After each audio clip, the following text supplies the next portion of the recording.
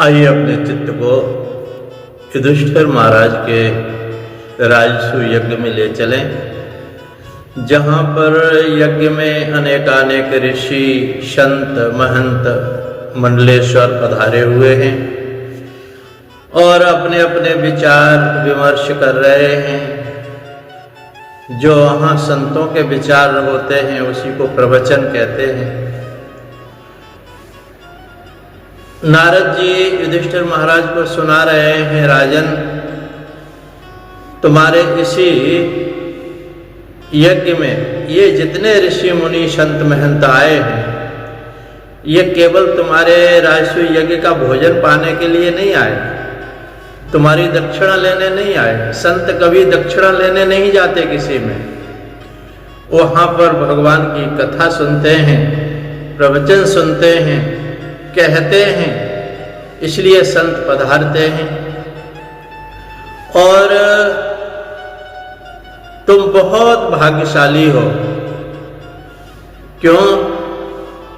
कि तुम्हारे इस यज्ञ में ही परब्रह्म परमात्मा विराजे हुए हैं।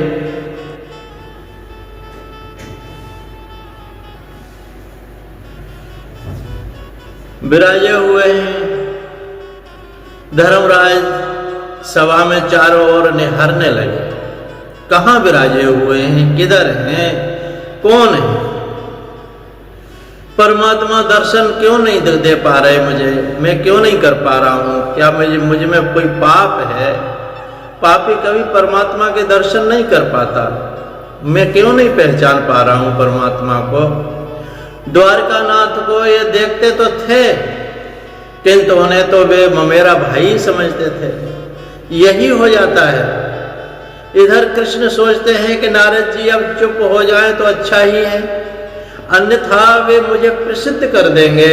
उन्होंने, नारद जी ने कहा, नारद जी मुझे तुम प्रकट मत करो, अपनी कथा पूरी करो। नारद जी ने कहा, इस सभा में जगत के जन्मदाता उपस्थित हैं युधिष्ठिर। ब्रह्मा जी ने माना कि नारद जी शायद मेरा नाम घोषित कर देंगे, मुझे प्रसिद्धि मिलेगी। लेकिन ईश्वर जीव को अपना ले तो जीव ईश्वर बनता है। जीव ईश्वर को अपना ले, जीव ईश्वर बन जाता है। राजन, जगत सृष्टा और ब्रह्मा के भी जो पिता हैं, वे बैठे हुए हैं इस सभा में। धर्मराज नारद जी से पूछने लगे, कहाँ हैं वे? भगवान कहाँ है परब्रह्म? मुझे क्यों नहीं दिखाई देते? मुझे क्यों नहीं दर्शन दे रहे हैं? नारद जी से रहा नहीं गया। आज चाहे अप्रसन्न क्यों न प्रभु हो जाएं, मैं आज बता के ही रहूंगा। क्यों न हो, मुझे प्रसिद्धि करना ही पड़ेगा, उनको प्रसिद्ध करना पड़ेगा, उन्हें बताना पड़ेगा मुझे। नारद जी ने भगवान श्री कृष्ण की ओर इंगित करते हुए कहा, अयम ब्रह्म। उपनिषद में इदम ब्रह्म की बातें करते हैं, लेकिन यहां अयम ब्रह्म। यूयं नृलोके बत भूरि भागा, लोकं पुनाना मुनयो वियन्ति, येषां ग्रहाना वसतीति साक्षात् गूढ़ं परब्रह्म मनुष्यलिंगम। गूढ़ं सावा अयम ब्रह्म।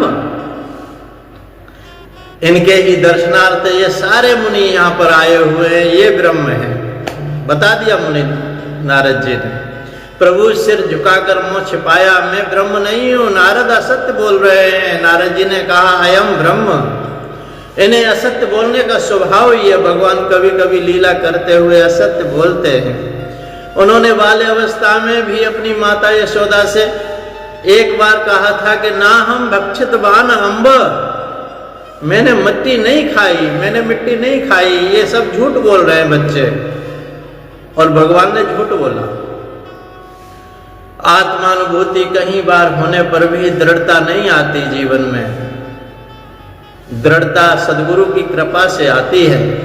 जब तक सदगुरु की कृपा नहीं होती तब तक दृढ़ता नहीं आती। नारद जी ने धर्मराज को भगवान नारायण के दर्शन कराए और सारी बातें खोलकर बताई। अब मिश्र वासना के प्रकट का आरंभ हो रहा है। देखो, नारद जी वहां प्रवचन करते हैं, मिश्र वासना की बातें, मनुष्य की वासना मिश्र वासना कही जाती है। इनमें मिली हुई वासनाएं हैं मनुष्यों में। प्रथम मैं स्वयं भोग करूंगा, ऐसा सबके अंदर रहता है। कोई चीज है मैं खाऊंगा और फिर बचेगी तो किसी को दूंगा, कुछ बाकी बचा जो मैं दूसरों को दे दूंगा। यही मिश्र वासनाएं हैं। संत की वासना सद्वासना होती हैं, क्योंकि वो सब कुछ दूसरे के लिए करते हैं, उनका जीवन ही दूसरे के लिए होता है। और राक्षस की असद वासना होती है, वो कहते हैं कि सब कुछ मेरा ही है। दुर्जनों को कहता है वह हमें पसंद नहीं है, और सज्जन जो कहते हैं वैसा हमारा जीवन नहीं बन पाता। मनुष्य का सच्चा मित्र धर्म ही है भैया, धर्म ही। जब कोई साथ नहीं दे पाता तब धर्म साथ देता है, धर्म साथ देता है। चाहे संपत्ति नष्ट हो जाए पर धर्म का नाश नहीं होने देना चाहिए। मनुष्य धन को ही सारे सुखों का साधन मान रहा है, किंतु यह असत्य है। अज्ञान सभी सुखों का साधन धन नहीं है, अज्ञान है, इसी नहीं धर्म है। मानव सृष्टि के संचालन के लिए भगवान ने जो विधि विधान बनाए हैं वही धर्म है, वही धर्म है। आज के कायदे कानूनों में कई बार परिवर्तन करने पड़ते हैं, संशोधन करने पड़ते हैं, क्योंकि इनके बनाने वाले विलासी जो हैं। राम राज्य में तो वशिष्ठ का वचन ही धरा पर धारा बन जाता था। प्रथम साधारण धर्म के 30 लक्षणों का वर्णन है। साधारण धर्म अर्थात सबका धर्म। साधारण जहां कहा जाए सबके लिए एक जैसा, मनुष्य मात्र का धर्म है। नारद जी कहते हैं इस धर्म की कथा बड़ी लंबी है, मैंने इसे नारायण के श्री मुख से सुना है और वही मैं आपको सुना रहा हूं। धर्म के 30 लक्षण हैं। प्रथम लक्षण है सत्य। असत्य लक्षण, अंतिम लक्षण आत्मसमर्पण है। सत्य है पहला और अंतिम आत्मसमर्पण। धर्म कथा का आरंभ सत्य से होता है और समाप्ति आत्मसमर्पण से होती है। सत्य ही ईश्वर का स्वरूप है। धर्म की गति सूक्ष्म है, असत्य के समान कोई पाप नहीं है। सत्य वह साधन है जिसके सहारे मनुष्य सत्य नारायण में लीन हो जाता है। हरिश्चंद्र ने पत्नी का विक्रय करके अपने राज्य को भी त्याग करके सत्य का निर्वाह किया, जिससे सत्य में अटल श्रद्धा रखो।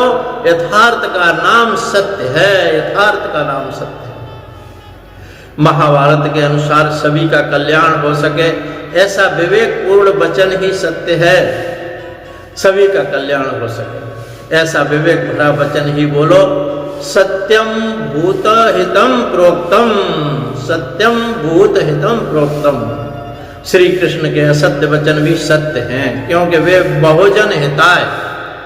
भगवान बहुजन हिताय, सबके लिए जो कुछ बोलते हैं सबके लिए बोलते हैं। महाभारत के युद्ध में द्रोणाचार्य के प्रसंग में श्री कृष्ण को असत्य बोलना पड़ा। द्रोणाचार्य भीषण युद्ध कर रहे थे, उनके हाथ में जब तक शस्त्र था तब तक उन्हें मार पाना असंभव था, क्योंकि शस्त्र विद्या तो उन्होंने ही सिखाई थी सबको। क्या किया जाए? अश्वत्थामा नामक हाथी को मारकर द्रोण से कहा गया कि उनका पुत्र अश्वत्थामा मर गया। द्रोणाचार्य ने यह बात झूठी मानी। उन्होंने सोचा कि श्री कृष्ण तो असत्य बोल सकते हैं, इनकी वाणी पर मैं विश्वास नहीं करता। बोल सकते हैं, किंतु धर्मराज कभी असत्य नहीं बोलते। मैं उनसे ही पूछ लूंगा जाकर के। और अपने रथ को जाकर के युधिष्ठिर के सामने रोका। उन्होंने युधिष्ठिर के पास जाकर के कहा कि यदि मेरा पुत्र मरा है तो मुझे शस्त्र त्याग करना ही पड़ेगा। युधिष्ठिर, क्या सच बताओ, क्या मेरा पुत्र मारा गया? श्री कृष्ण ने युधिष्ठिर से कहा था कि बोल देना। अश्वत्थामा हता। सत्यम वध का नियम मैंने बनाया है, अतः इसमें परिवर्तन करने का मुझे अधिकार है। भगवान ने कहा मुझे अधिकार है परिवर्तन करने का। सत्य वही है कि जिसे विवेक से बोलने से सभी का कल्याण होता हो, सभी का कल्याण होता। द्रोणाचार्य के सत्र त्याग से कौरवों अधर्म की पराजय होगी और पांडवों की यानी धर्म की विजय होगी। दुर्योधन की हत्या से पाप अधिक नहीं होगा, अपितु इससे स्वयं दुर्योधन का कल्याण ही होगा, कल्याण ही होगा। कोई प्रश्न करेगा कि सभी का तो कल्याण होता किंतु द्रोणाचार्य का क्या लाभ हुआ उसमें? द्रोणाचार्य वेद संपन्न ब्राह्मण हैं, ब्राह्मण को युद्ध करने का अधिकार नहीं है। यदि उसे कभी युद्ध करना भी पड़े तो मात्र धर्म की रक्षा के लिए ही करना चाहिए ब्राह्मण को युद्ध। ब्राह्मण को धर्म की रक्षा के लिए शस्त्र उठाना चाहिए। लेकिन द्रोणाचार्य अधर्म के लिए युद्ध करते हैं, अधर्म की ओर लड़ रहे हैं, अतः उनके शस्त्र त्याग से उनका ही कल्याण होगा। मैं द्रोणाचार्य को नरसंहार के पाप कर्म से रोकना चाहता हूं, भगवान कहते हैं। अतः मेरी यह आज्ञा है। युधिष्ठिर को आज्ञा की भगवान ने। धर्मराज ने द्रोणाचार्य को सुनाया अश्वत्थामा हता, किंतु दबे होठों से बोल दिया नरोवा कुंजरोवा,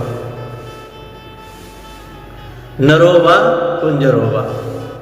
ये नहीं सुन पाया द्रोणाचार्य जी ने, और धर्मराज के शब्द सुनकर द्रोणाचार्य ने शस्त्रों का त्याग कर दिया।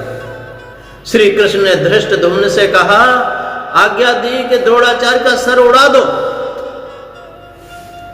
उनको मृत्यु हुई और सभी का कल्याण हुआ। जिस मृत्यु से सभी का कल्याण हो वो मृत्यु नहीं, वो तो मोक्ष की प्रदायिनी है।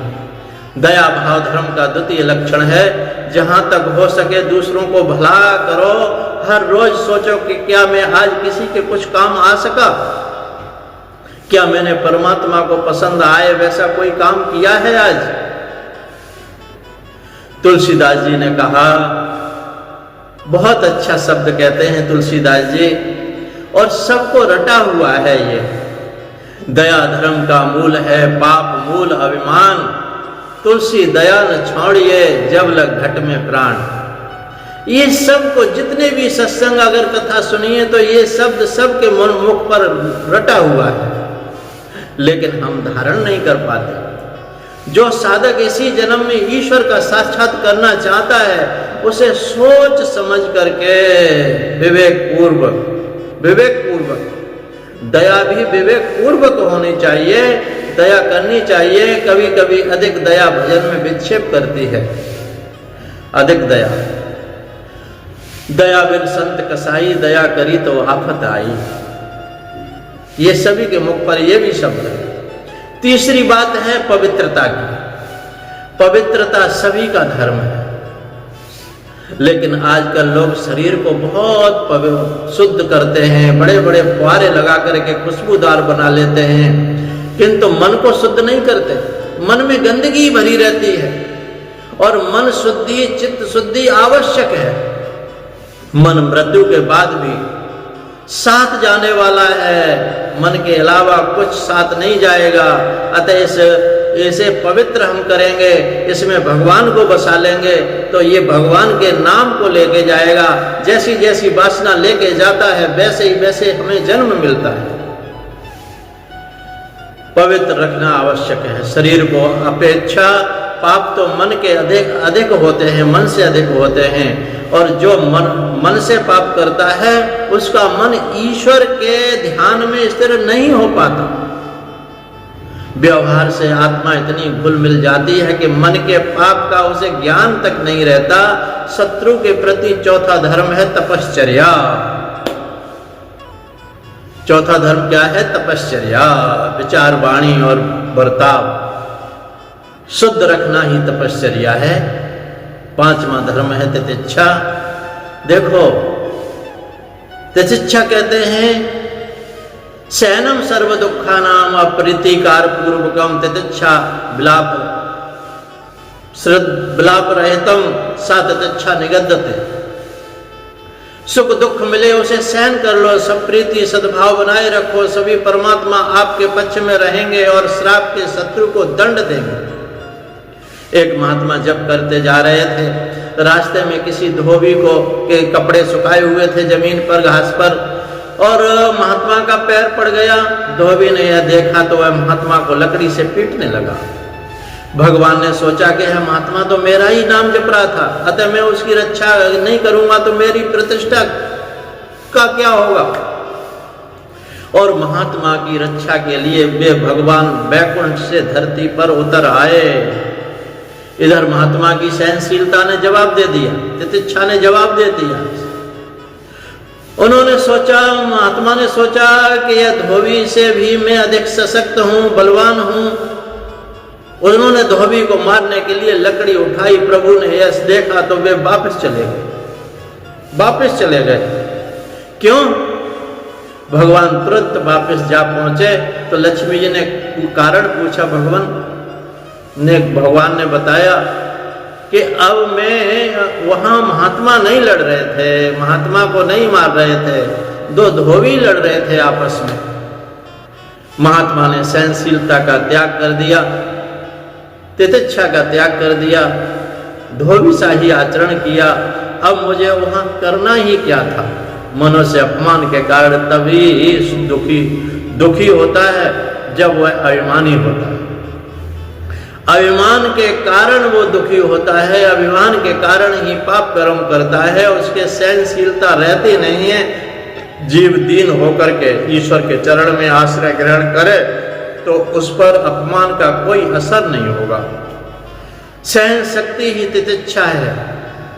सहन शक्ति तितिक्षा, चिंता विलाप रहितम सातिच्छा निगद्यते।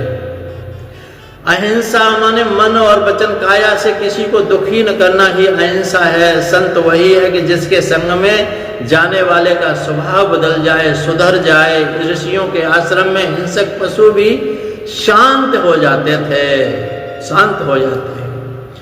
हिंसा, किसी को वाणी से भी कष्ट देना, वही अहिंसा है। ब्रह्मचर्य, शारीरिक ब्रह्मचर्य पालन तो सभी लोग करते हैं, किंतु आंख और मन से ब्रह्मचर्य का पालन करने वाले बहुत कम होते हैं। किसी स्त्री या पुरुष का चिंतन करना भी ब्रह्मचर्य भंग ही है। काम भाव के गीत श्रवण भी ब्रह्मचर्य भंग ही करते हैं। ब्रह्मचर्य तो मन को स्थिर करने का साधन है। जिसके अंदर ब्रह्मचर्य नहीं है और वो मन को कभी एकाग्र कर ही नहीं सकता परमात्मा, उसका ध्यान कभी नहीं लग सकता। त्याग, कुछ भी त्याग करना धर्म। संपूर्ण सृष्टि में यही स्थिति है, त्याग से ही संपूर्ण स्थिति सृष्टि चल रही है। त्याग करना, स्वाध्याय, सदग्रंथ का चिंतन मनन, स्वाध्याय। जो इस किसी भी धर्म के लिए जो अपना स्वाध्याय करता रहता है, धर्म के आचरण करता रहता है, उसको स्वाध्याय कहते हैं। आर्जव, स्वभाव से सरल रखना भी सभी का धर्म है। ज्ञानमा संतोष, ईश्वर ने जो जितना दिया है उसमें संतुष्ट रहने वाला व्यक्ति ही श्रीमान है, श्रीमंत है। और असंतुष्ट रहने वाला दरिद्र है। एक भिखमंगे को रास्ते में एक रतन जड़ित अंगूठी मिली। उसने सोचा कि मुझसे भी जो व्यक्ति गरीब होगा उसे मैं ये अंगूठी दे दूंगा। चलते चलते एक स्थान पर उसने देखा कि एक 5 बंगले का मालिक सेठ छठा बंगला बनवा रहा है और मजदूरों के साथ मजदूरी के पैसों के बात पर झगड़ा कर रहा है। काम पूरा लेता है पर पूरा दाम नहीं देता। उस भिखमंगे ने उस सेठ को अंगूठी दे दी। लो, तो सेठ ने कहा मेरे पास तो बहुत कुछ है, मैं भिखमंगा नहीं हूं, यह अंगूठी मुझे क्यों दे रहा है? उसने जवाब दिया तो उस भिखमंगे ने कहा कि यदि आपके पास बहुत कुछ है तो फिर मजदूरों से झगड़ा क्यों करते हो श्रीमान? लोभ क्यों करते हो? आप संतोषी नहीं हैं, अतः भिखमंगे ही हैं। तब तुम भी तो ये सोचो कि सच्चा भिखमंगा कौन है। सच्चा भिखमंगा वही है जिसमें असंतोष है, संतुष्ट नहीं है, और जो थोड़े से में भी संतुष्ट है, अपने में संतुष्ट है, वही धनवान है। सच्चा सेठ कौन है? इसके आगे का प्रवचन आगे के भाग में सुनेंगे। सुनते रहिए, अपने प्रेमियों को शेयर कीजिए। बोलिए सद्गुरुदेव भगवान की जय। जय जय श्री कृष्ण, जय जय श्री राधे। सो हम, सो हम, सो हम।